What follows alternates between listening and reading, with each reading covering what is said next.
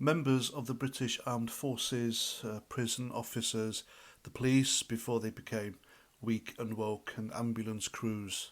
They all see and have to deal with trauma that normal people are lucky enough never have to experience. Now, to deal with this trauma, take it from me, as a person who's done 3 of those jobs, you become desensitized to the trauma, and it works in a way because you have developed a sick sense of humour. And this sick sense of humour isn't to mock any victims that you are helping while doing your job, but it's a very good coping mechanism.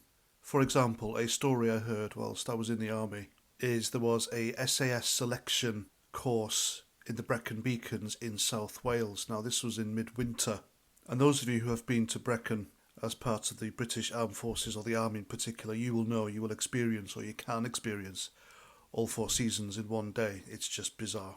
So anyway, this course sergeant major, he gave the potential SAS recruits a map reading exercise. So they all had these big burdens on their backs, and they had to go to various checkpoints in an allotted time frame. And so later on that day, most of them came back apart from one. So the sergeant major organised them all into a search party, and off they went into the Hulu, the Brecon Beacons, to look for their missing colleague. And they got very concerned because the weather had closed in. It was midwinter, it was snowing, it was terrible weather, until they finally found him, or his body. He was sat with his Bergen still on, propped up against a big boulder, trying to shield himself from the elements. And so, after confirming that he was indeed dead, this group of men stood there surrounding him, looking a bit sheepish, a bit demoralised, because this guy had died. And in order to snap the men out of it, the sergeant major said, and I hope this is true, I really do, all due respect to the guy. And the sergeant major said, well, he's failed selection for starters.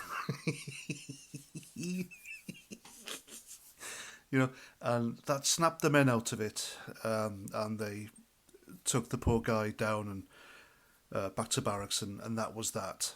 And that's what these guys will remember. It'll be that sergeant major's quick wit and taking the piss out of the situation rather than the tragic death that should stay with them because of that moment, rather than the tragedy of a guy dying. And that's what I mean by a coping mechanism. I mean, I have it, I still have it to this day, and even though I'm a civvy now, inside I'm still army. And if I see something tragic or something that civvies won't joke about, I'll joke about it because it's me coping with it. And so we come to Frankie Boyle. Now, back in the day, during Frankie Boyle's heyday, he was very popular with squaddies because of his sick sense of humour. His sense of humour, obviously sense of humour and joking, it's all subjective, as I've all said. But squaddies in particular, they loved Frankie Boyle because he was sick. He would joke about stuff, which really weren't jokes, but rather shocking material. I think Frankie Boyle's whole shtick is to shock. And we can argue all day about who's the better comedian, which is happening right now on social media, Twitter or X in particular. There's a massive row still over this whole Ricky Gervais Armageddon Netflix stand-up show. And I don't have a problem with any comedian's material. But if it comes to between Frankie Boyle and Ricky Gervais, then for me, Ricky Gervais has the edge because his shocking material is also clever. Whereas, in my opinion, Frankie Boyle's isn't. It's just shocking stuff. For example, he made rape jokes about Holly Willoughby. A female Olympic diver was ugly. He said the Queen's vagina was haunted. Princess Diana should have been gangbanged in a minefield. It was just shocking, sick stuff, and because of my background and my former profession, I found that funny, and it's subjective. And I found that funny because I developed that coping mechanism, which makes me laugh at shocking stuff. Now, I can't believe I'm making a video slagging off Frankie Boyle, but here we are. I haven't got a clue what happened to him recently, but he's kind of reinvented himself as a posh socialist from Edinburgh. And now his whole shtick isn't sick stuff.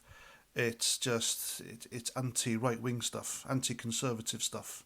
And that's fine, but it's not for me. I don't laugh at it.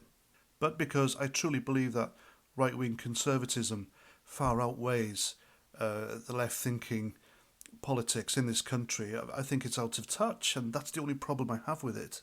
And recently, because of this success of Ricky Gervais, he's gone on the attack. And so he started to moralise about how other comedians, in particular Ricky Gervais, shouldn't be doing any social justice material in his shows unless he takes the same side as them. And so Frankie Boyle, having gone from anti-establishment sick comedian, is now the establishment because of the material he's taken on. And so his material now only resonates and is funny for middle class, out of touch, socialist students and people who quench their thirst by drinking soy. So Frankie Boyle has essentially become a ginger soy man. And quite a few of them have as well. You've got the unfunny, in my opinion, Nish Kumar, James Acaster, that's another one, and a few others on social media. They're all on there, and it's basically how dare Ricky Gervais mock illegal migrants, how dare he mock the trans community, how dare he mock whatever it is that they don't find funny. And considering Frankie Boyle's material when he was popular, it's hypocrisy, isn't it? Or maybe it's jealousy. And the reason Ricky Gervais's latest stand-up show is popular is because he has joked about and brought up issues that normal people on the street have concerns with. That joke about the migrant looking for Gary Lineker's house was pointing out the guy's hypocrisy. That joke about the illegal migrants being all men was pointing out that illegal migrants crossing the channel are mostly young men. Or as Ricky Gervais puts it, just you lads, is it?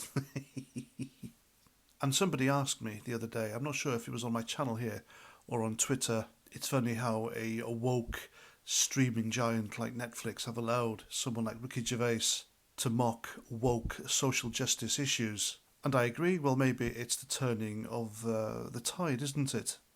You could hear the laughter in the audience when Ricky Gervais was mocking woke issues because people have had enough. But when it comes to Netflix, a corporate capitalist giant, it is obviously about making money and capitalism, so Ricky Gervais's stand-up shows are immensely popular. And they are popular because they resonate with normal people, non-woke people. And people are talking about it, therefore non-woke people like myself, who don't really have a voice amongst A-list celebrities like Ricky Gervais. And when we find out that people like Ricky Gervais are taking up our issues and using them in their material, then more of us will watch. And when more of us watch, not only does Ricky Gervais make money, but Netflix makes a shitload of money as well. And hopefully they'll drop the woke shtick and start broadcasting decent programmes again. And as for Frankie Boyle, well, he probably realises now he's picked the wrong side politically. The only thing he can do to save face with his own side is to hit out at Ricky Gervais because he can't come back to us, can he? And there we go. I'm Paz49. Thanks for listening.